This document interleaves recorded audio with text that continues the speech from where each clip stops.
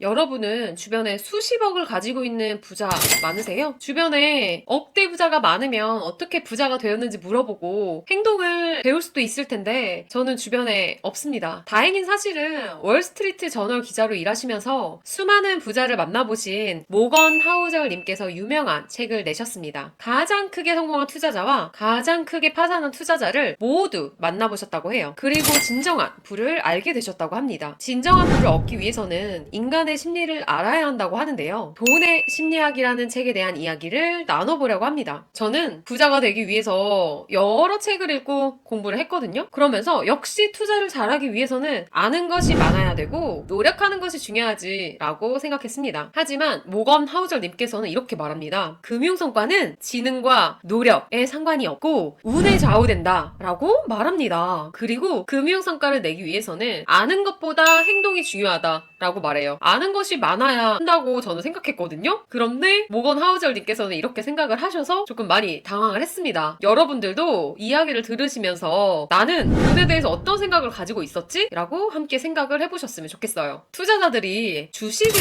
할지 채권을 투자할지와 같은 그런 위험 선호도는 사람마다 왜 다른 것일까요? 돈에 대한 공부를 해서 지식을 쌓은 다음에 결정을 하는 것일까요? 아니라고 합니다. 충격적인 주장은 순전히 언제 어디서 태어났느냐와 같은 우연에 좌우된 것이라고 얘기를 해요. 다시 말하면 투자하는 사람들의 위험 선호도는 개인의 경험에 좌우된 것이라고 합니다. 지능과 교육과 같은 요소는 크게 영향을 미치지 않는다라고 얘기합니다. 주식시장이 강세일 때 성장한 사람들은 주식시장이 약세일 때 성장한 사람에 비해서 나이가 들어도 더 위험성이 높은 주식에 투자를 한다고 하더라고요. 다시 말하면 사람들의 투자에 대한 의사결정은 본인 세대의 경험에 영향을 받는다고 합니다. 특히 성인기 초기 경험에 크게 좌우된다고 얘기를 해요. 제가 생각이 많아졌던 구절이 있었는데요. 리스크와 수익에 대한 생각은 어떤 환경에서 자랐느냐에 따라서 다르다는 겁니다. 부유한 은행가의 자녀와 그리고 빈곤 속에서 자란 자녀가 위험 선호도에 대한 생각이 같을까요? 다르겠죠. 우리는 결국 돈의 원리에 대한 일련의 관점을 가지고 인생을 살아갑니다. 저도 마찬가지더라고요. 저희 부모님께서는 자영업자셨거든요. 아버지께서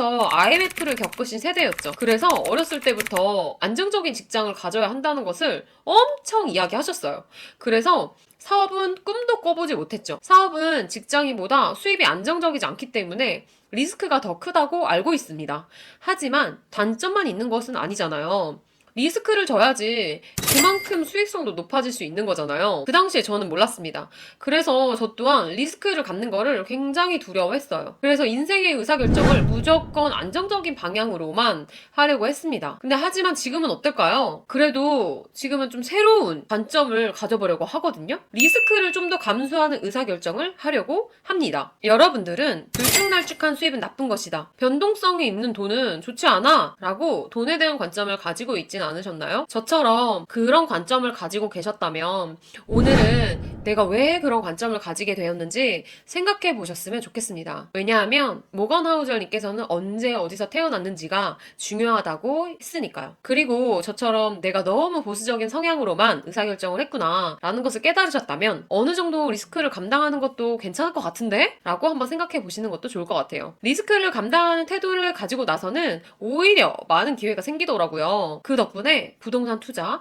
주식 투자도 시작하게 되었고 거시 경제에 대해서도 더욱이 많은 관심을 갖게 되었습니다. 그래서 미래에 대한 상상도 조금 더 다양한 방향으로 하게 된 것 같아요. 다음으로 인상 깊었던 내용은요. 페라리가 주는 역설이라고 혹시 알고 계신가요? 모건 하우젤님의 재밌는 일화입니다. 모건 하우젤님께서는 주차 대행 아르바이트를 했다고 해요. 호텔 손님들은 페라리와 같은 온갖 명품차를 타고 왔는데요. 그 모습을 보면서 나도 고급차 가지고 싶다 라는 꿈이 있었다고 합니다. 고급차는 내가 성공했다는 강력한 신호로 느껴졌죠. 나는 부자야. 나는 고상한 취향을 가졌어. 난 중요한 사람이야. 라는 것을 표현했다고 생각했습니다. 근데 아이러니한 것은 그런 차를 볼 때 운전자를 쳐다본 적은 거의 없다는 점이었다고 합니다. 여러분은 그런 적 없으세요? 멋진 외제차, 고급차를 보면서 와 멋있다. 나도 타고 싶다. 라는 생각은 하지만 운전자를 쳐다본 적은 저도 없는 것 같더라고요. 돈의 심리학에서는 이렇게 말합니다. 누군가가 근사한 차를 모는 것을 봤을 때 우리는 차를 타는 사람에 대해서 대해서 차 주인이 멋진데? 라고 생각하지 않는다. 오히려 저 차가 내 거라면 사람들이 내가 멋있다고 생각할 텐데 라고 상상한다고 이야기합니다. 그래서 저 또한 물질적인 것에 대해서 다시 생각해 보게 되더라고요. 작가는 아들에게 이러한 편지를 남겼습니다. 아들아, 너가 비싼 차, 고급 시계, 큰 집을 원한다고 생각할 수도 있어. 하지만 깊게 생각하면 너는 그런 것들을 원하는 건 진심이 아닐 거야. 너가 원하는 것은 남들로부터의 존경과 칭찬일 가능성이 높아. 비싼 물건들이 존경과 칭찬을 불러올 거라고 생각하지만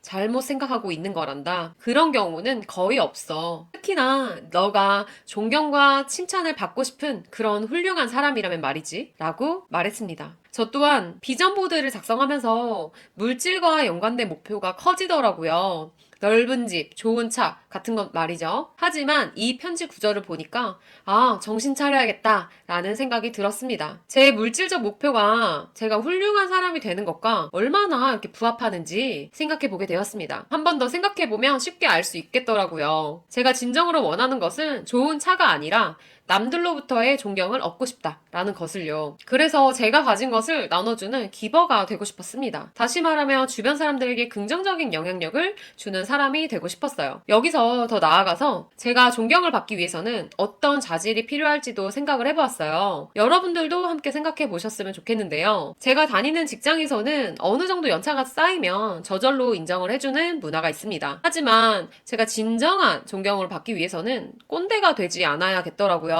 제가 생각하는 꼰대란 남의 의견을 수용하지 않는 사람입니다. 그래서 저는 시간이 지나도 세상 물정에 대해서 수용적인 태도를 유지하고 싶다는 생각이 들더라고요. 그러기 위해서는 결국 독서가 중요하다고 생각을 했습니다. 직장 외 인간관계에서 존경을 받기 위해서는 결국 남에게 주는 마인드를 유지하는 것이 필요하다고 생각했습니다. 내가 먼저 주고 나서 상대에게 감사하는 태도를 유지하는 것이죠. 결국 명상을 하고 생각을 자주 정리하는 습관인 글쓰기에서 이 태도를 갖출 수 있다고 생각을 했습니다. 여러분들은 페라리의 역사를 들으면서 공감이 되셨나요? 부에 대해서 비싼 차, 고급 시계를 갖는 것이라고 생각하고 계시진 않으셨나요? 자신의 물질적인 목표가 자기가 생각하는 훌륭한 사람의 기준과 부합하는지 한번 생각해 보세요. 돈의 심리학에서는 부를 이루기 위해서는 지식이나 아는 것보다는 행동이 중요하다고 했습니다. 앞으로 여러분이 훌륭한 사람이 되기 위해서 어떤 구체적인 행동을 할지도 고민해 보셨으면 좋겠습니다. 오늘도 제 긴 이야기 들어주셔서